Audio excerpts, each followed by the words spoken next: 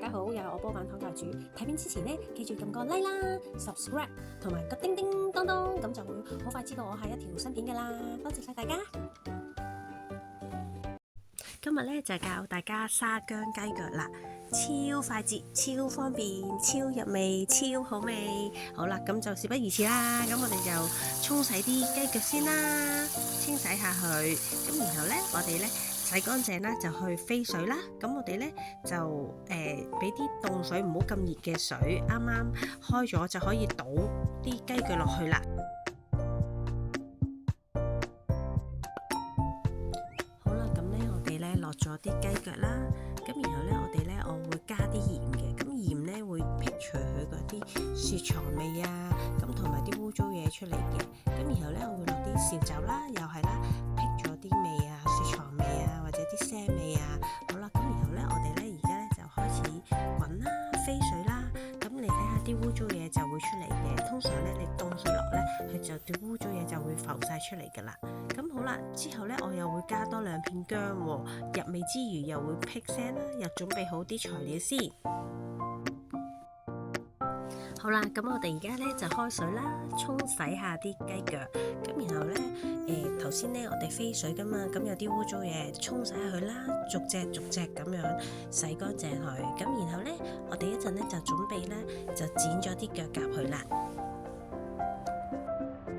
會乾淨啲啦，咁樣自己食會安心啲，又會好食啲，又乾淨啲，係啦。咁而家呢，我哋呢，就用把刀啦，咁我逐隻切嘅，咁可以用鉸剪都得。咁平時呢，其實呢，我就用鉸剪嘅，鉸剪呢就會方便啲咯。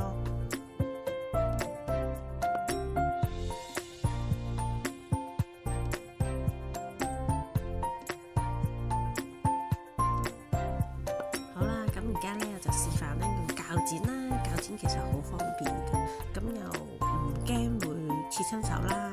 咁你捉住佢就咁剪就得噶啦，逐隻剪又快捷方便。最緊要就大家啦，大家要小心啲啦，整嘅時候。咁我哋呢，而家呢，洗乾淨、切乾淨呢，就擺翻落個煲度啦，煲10分鐘左右，因人而異嘅，因為你嘅大細嘅 size 啦。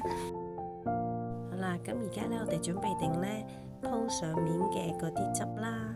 咁我哋而家呢個材料就有沙薑粉啦，然後呢，我哋呢會再落啲鹽啦，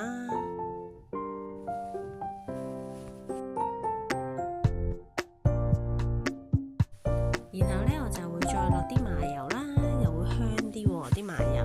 咁然後呢，我哋準備呢啲熱水，咁呢熱水呢，大家小心啲喎。咁然後呢，再攪勻佢，咁呢，我就會分1、2、3次咁樣攪，咁呢，佢就會慢慢開啦。自己個結度有幾多，你就會容易攪啲啦。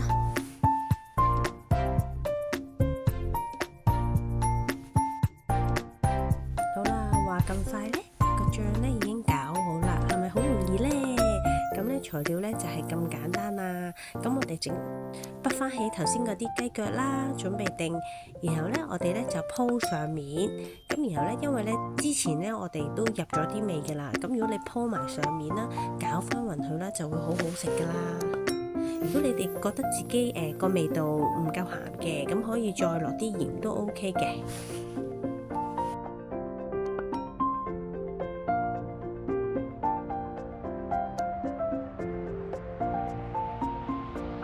好啦，就係咁簡單啦，就係好好味嘅沙薑雞腳啦，隨時喺屋企都可以食得自家製。